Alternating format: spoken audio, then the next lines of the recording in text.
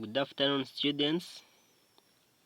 My name is Kamaten Tuyenabo, and this is my e-learning platform. And today we are going to learn biology, nutrition as a topic.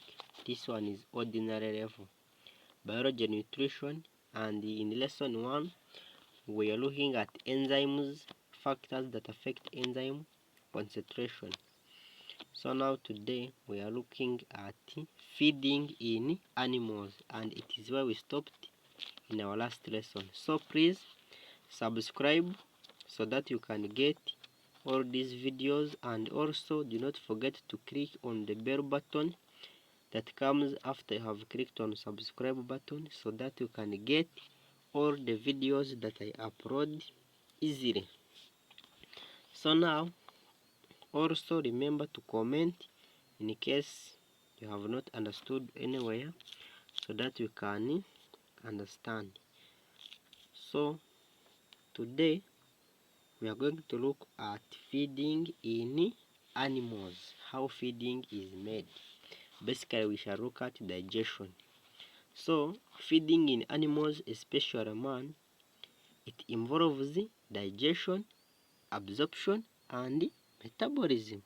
So the first thing is to digest, then the food has to be absorbed, then metabolism has to follow to produce energy. So now some of you can ask yourselves that what is digestion?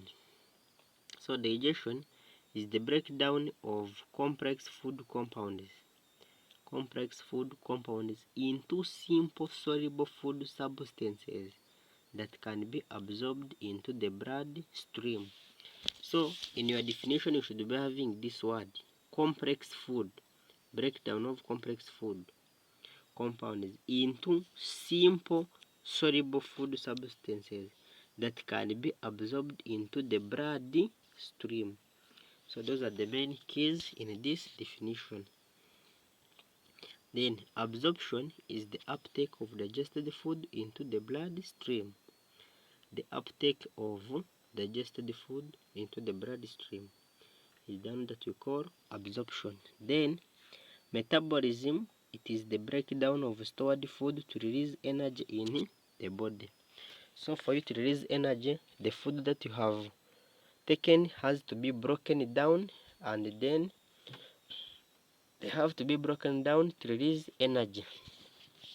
So now here we're going to look at the human alimentary canal.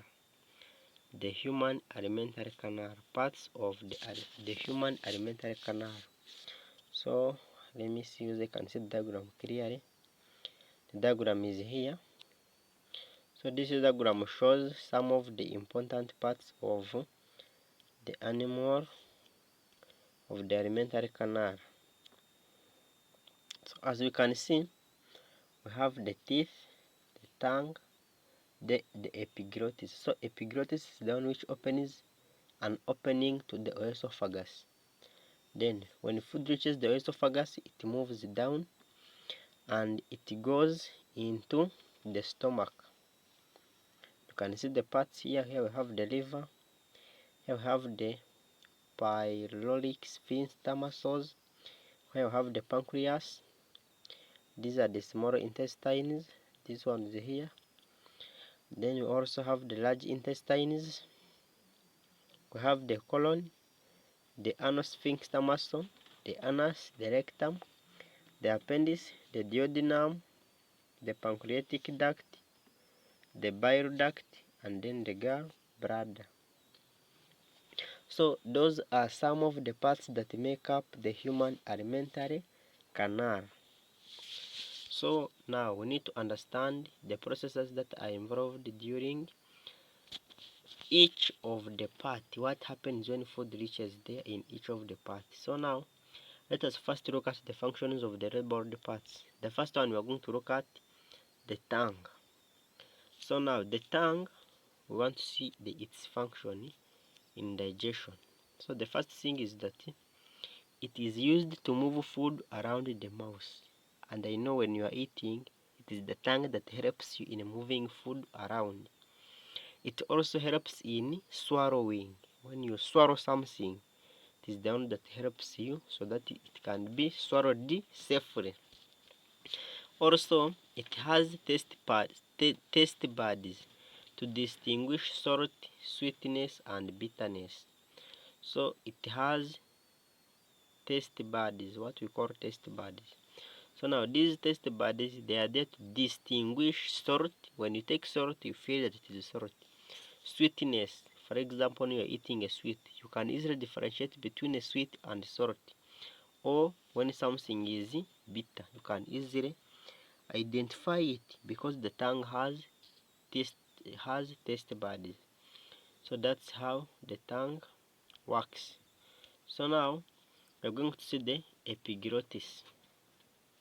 So epiglottis, as I had earlier told you, it closes the opening to the larynx and trachea during swallowing. So it closes the opening to the larynx and trachea during swallowing, such that the food you eat does not go to the lungs. It has to go to the esophagus directly. So it is the one which closes. So it means you cannot breathe and eat at the same time, because the epiglottis has to close to allow food to go to the stomach, and it has also to allow air. So if you do it both at a go, it becomes impossible. You can try it maybe and see, but it is impossible. You write in the comment section and you tell me what happened when you tried. Now let us look at the esophagus. So the esophagus is just a passage of food from the mouth to the stomach, just a passage of food. Then the liver, it produces by salts. Also, it receives the digested food from the intestines for deamination. We shall come to look at how the liver deaminates food, how it keeps some food somewhere. We have gallbladder, and is the one that stores the bile salts. Then we have the bile duct. It is the passage of bile from gallbladder to the duodenum. The passage of bile from gallbladder to the duodenum, as we saw from here. You can see the bile duct. The bile duct is here, this tube here. This one is the bile duct. So that bile duct, it carries bile to the duodenum. Duodenum is around here. So that is the function of the bile duct. So now we are going on. We have the pancreas. So the pancreas, it secretes sodium hydrogen carbonate and several digestive enzymes to the duodenum. It also produces hormones, insulin and glucagon into the bloodstream. So sodium hydrogen carbonate, this sodium hydrogen carbonate, it is the pancreas that secretes it. It is written like this: sodium hydrogen carbonate. So this sodium hydrogen carbonate is secreted from the pancreas. Also, the pancreas secretes two hormones, insulin and glucagon. We shall have to understand what insulin and glucagon mean and what they do in the body. We have the pancreatic duct. So the pancreatic duct is the passage of pancreatic juice to the duodenum. So the pancreatic duct is found in the pancreas. So that duct that is inside, which is the passage of pancreatic juice to the duodenum, is the one that we call the pancreatic duct. Then the duodenum now is the first part of the small intestines. So before you reach on small intestines, it is the one that comes first. Also, secretions of salts and enzymes, they take place here in the duodenum. We have the ileum. Ileum is the one called the small intestines. So soluble products of digestion are absorbed from here. Also, it secretes enzymes that complete digestion. The ileum is where digestion ends from. So if you are asked where the digestion ends from, it doesn't end from the anus, it ends from the small intestines, or the one that we call the ileum. Then stomach is a temporary store of food. So food is stored in the stomach temporarily, not permanently. So it is stored temporarily. It is a muscular elastic walls. The muscular elastic walls of the stomach, they secrete hydrochloric acid and pepsin enzyme. We're going to look at this hydrochloric acid, how its importance, and also there is enzyme pepsin. So now let us look at the spleen as the next part. We are saying that the spleen stores mineral salts and destroys worn out cells. So it stores mineral salts and destroys worn out cells. So now let us look at the movement of food through the alimentary canal. How does food move through the alimentary canal? So now the movement of food in the alimentary canal, it begins with ingestion. It begins with ingestion. And what is ingestion? Ingestion is the taking in of food through the mouth. Taking in of food through the mouth is the one that is called the ingestion. So now after ingestion, what follows is swallowing. These are the processes which you always do daily. So never you fail these ones in an exam. So it is followed by swallowing and peristalsis. Peristalsis now is the movement of food through the alimentary canal by the concentration and relaxation of sacral muscles. Movement of food through the alimentary canal, and this one is done by contraction and relaxation of sacral muscles. So sometimes when you swallow a lot of food at once, they have to contract, and if you swallow little food, they relax. So that process is the one that we call peristalsis. Hope that here you have understood what peristalsis means. So now there are some things that are done during swallowing. So now during swallowing, the following actions take place. The tongue presses upwards and backward the roof of the mouth, forcing the pellets or ballast to the back of the mouth. These are the processes involved when you are eating. So now the tongue, it first presses upwards and then backwards to the roof of the mouth, forcing the pellets or the ballast, that is the food which you have just taken inside. It then forces it to the back of the mouth directly. Then the soft plate closes the opening between the nasal cavity and the pharynx.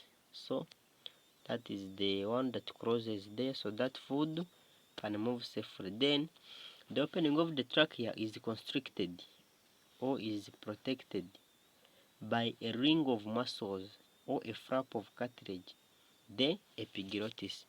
So now the epiglottis, now after food is about to move, this epiglottis, it closes the opening to the trachea. Now when the opening to the trachea has been closed, it directs food out of the laryngeal orifice. That is a biological name. It then prevents food from entering the trachea. So that's how food is prevented from entering the trachea. Those are the processes that are involved. So now at the beginning, swallowing is voluntary, but when food reaches the esophagus, swallowing becomes a reflex action. So when you are eating, you can control the swallowing. You can either swallow or leave. But when food reaches the esophagus, there you are out of control. It has to move down by force. So that is it. So it becomes a reflex action. So now let us look at ejection. So ejection is the expulsion of undigested food out of the alimentary canal. Removing of the undigested food out of the alimentary canal. That is all about ejection. So now let us look at what happens when you are digesting food in the mouth. What happens within the mouth?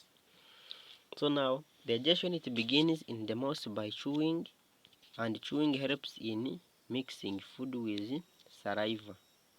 Chewing reduces the food size for easy enzyme action and swallowing.